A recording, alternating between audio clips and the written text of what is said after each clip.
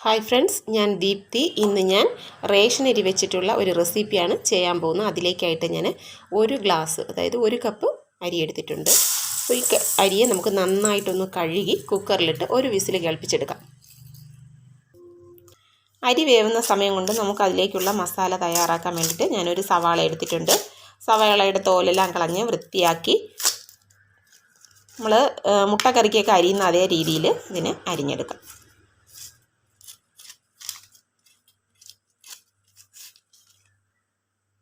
വളരെ നൈസായിട്ട് സവാള അരിഞ്ഞെടുത്തിട്ടുണ്ട്. ചോറ് വേവുമ്പോൾ നമ്മൾ നോക്കണം, ഒത്തിരി അങ്ങ് കുഴഞ്ഞു പോകരുത്. റേഷൻ അരിയും കൂടെ ആയതുകൊണ്ട് പെട്ടെന്ന് തന്നെ കുഴയാനുള്ള സാധ്യതയുണ്ട്. ഇപ്പോൾ ഇവിടെ നന്നായിട്ട് ഒട്ടി പിടിക്കാതെയൊക്കെ എടുത്തിട്ടുണ്ട്.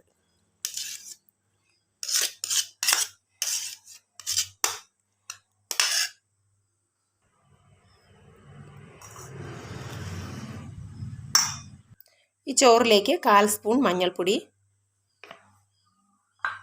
എരിവിന് ആവശ്യത്തിനനുസരിച്ചിട്ടുള്ള മുളക് പൊടി ചേർത്ത് കൊടുക്കാം. അപ്പം ഞാനിവിടെ 2 ടീസ്പൂൺ മുളക് പൊടി ചേർത്ത് കൊടുക്കുന്നുണ്ട്.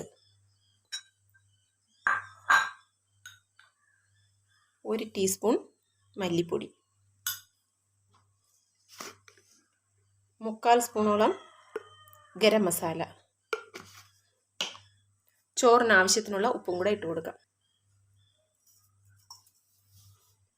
നന്നായിട്ട് ചോറുമായിട്ട് ഇതിനെ ഒന്ന് മിക്സ് ചെയ്ത് കൊടുക്കാം. മസാലയെല്ലാം ചോറിലൊന്ന് പിടിക്കട്ടെ.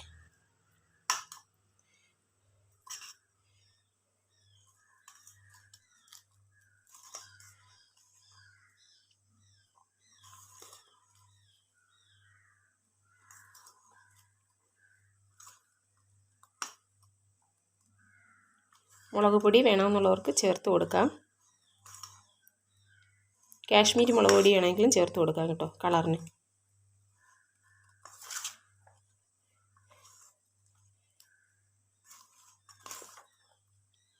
റേഷൻ അരി ആയതുകൊണ്ട് നമ്മൾ കുക്കറിലും കൂടെ വേവിക്കുന്നതിൽ പെട്ടെന്ന് വെന്ത് കുഴഞ്ഞു പോകും. അതുകൊണ്ട് അതൊന്ന് നോക്കി എടുത്ത് നമുക്കിതിലേക്കുള്ള മസാലകൾ തയ്യാറാക്കി കൊടുക്കാം. ഇതിവിടെ ഇരിക്കട്ടെ. ചട്ടി അടുപ്പത്ത് വെച്ച് ചട്ടി നന്നായി ചൂടായിട്ടുണ്ട്. അതിലേക്ക് കുറച്ച് എണ്ണ ഒഴിച്ചു കൊടുക്കാം.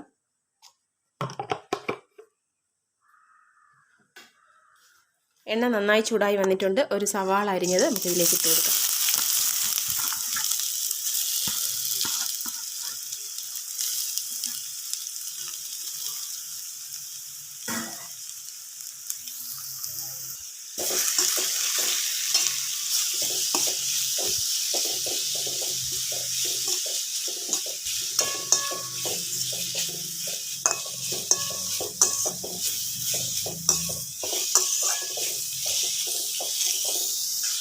നാല് പച്ചമുളകുണ്ട്. ഇത് വളരെ നൈസായിട്ട് അരിഞ്ഞ് നമുക്ക് ഇതിലേക്ക് ചേർത്ത് കൊടുക്കാം. പച്ചമുളക് ചേർത്ത് കൊടുക്കാം.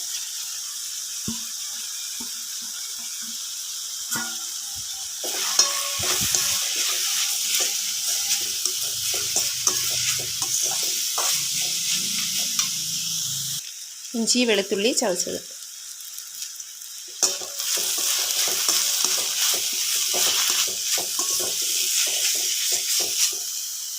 രണ്ട് തക്കാളി അരിഞ്ഞതാണ് അതിൽ ചേർത്ത് കൊടുക്കാം.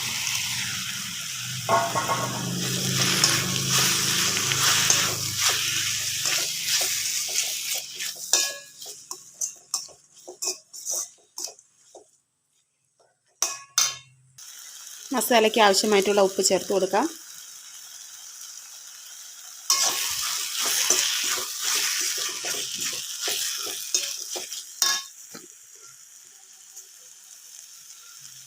ഒരു 3/4 സ്പൂണോളം കുരുമുളക് പൊടി,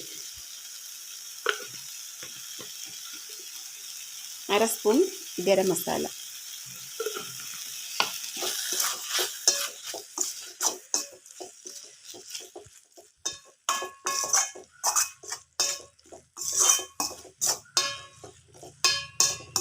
നല്ലോണം ഒന്ന് മിക്സ് ചെയ്ത് കൊടുത്തതിന് ശേഷം നമുക്കിതിനെ ഒന്ന് കുറച്ചങ്ങോട്ട് മാറ്റി വയ്ക്കാം.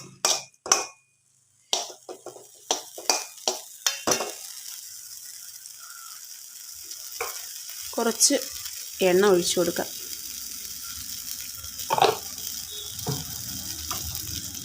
ഇത് നിരന്ന ചട്ടി ആയതുകൊണ്ട് അവിടെ ഇരിക്കത്തില്ല. അപ്പോൾ ഞാനതിനെ കോരി മാറ്റുകയാണ്.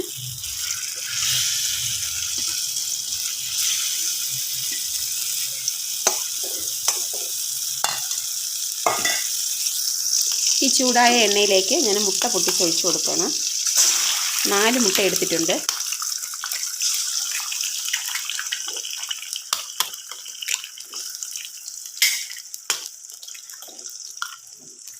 മുട്ടയ്ക്ക് ആവശ്യത്തിനുള്ള ഉപ്പ് ചേർത്ത് കൊടുക്കാം.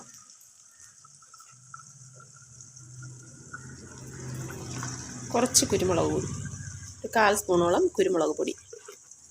നമ്മളിപ്പോൾ ഇളക്കി കൊടുക്കേണ്ട ഒരു 4-5 സെക്കൻഡ് അതങ്ങനെ കിടക്കട്ടെ. കിടന്നതിന് ശേഷം നമുക്ക് ഇളക്കി കൊടുക്കാം.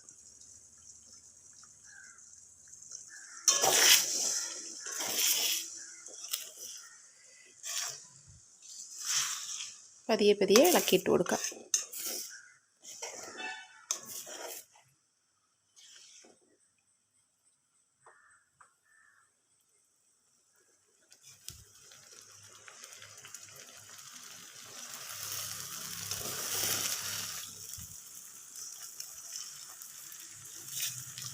ഒരുപാട് അങ്ങ് നൈസായിട്ടത് പൊടിഞ്ഞു പോകരുത്. അതുകൊണ്ടാണ് ഞാൻ പതിയെ പതിയെ ഇളക്കി കൊടുക്കുന്നത്. ചെറിയ ചെറിയ പീസുകളായിട്ട് നമുക്കത് കിട്ടണം.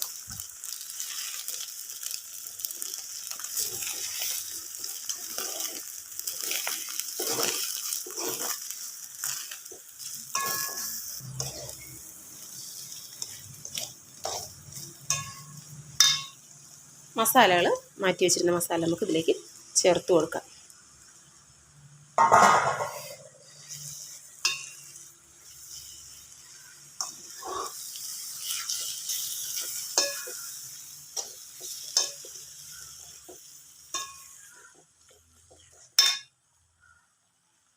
ചോറും കൂടെ ചേർത്ത് കൊടുക്കാം.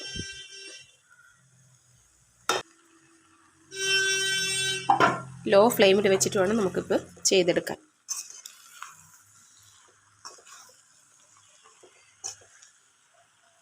നന്നായിട്ട് മിക്സ് ചെയ്തെടുക്കാം. ചോറ് വെന്ത് കുഴഞ്ഞു പോയിട്ടില്ല, നല്ല സൂപ്പറായിട്ടുണ്ട്.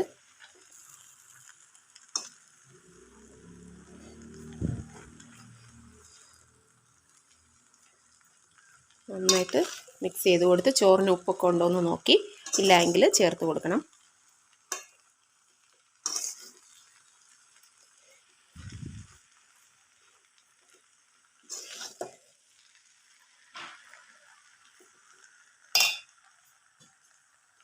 കുറച്ച് മല്ലിയില,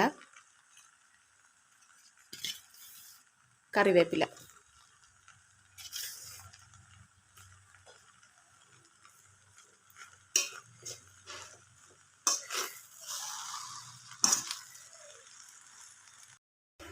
ഒരു നാരങ്ങയുടെ പകുതി എടുത്തിട്ടുണ്ട്.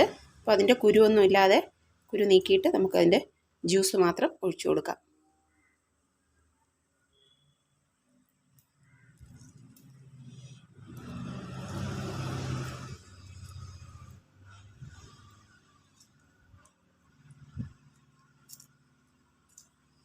നന്നായിട്ട് ചോറിനൊന്ന് മിക്സ് ചെയ്ത് കൊടുക്കണം.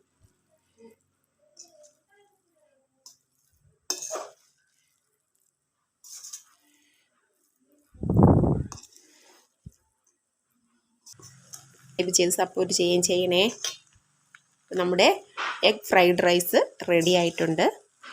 തീർച്ചയായിട്ടും എല്ലാവരും ഒന്ന് ട്രൈ ചെയ്ത് നോക്കണേ. Okay, thank you.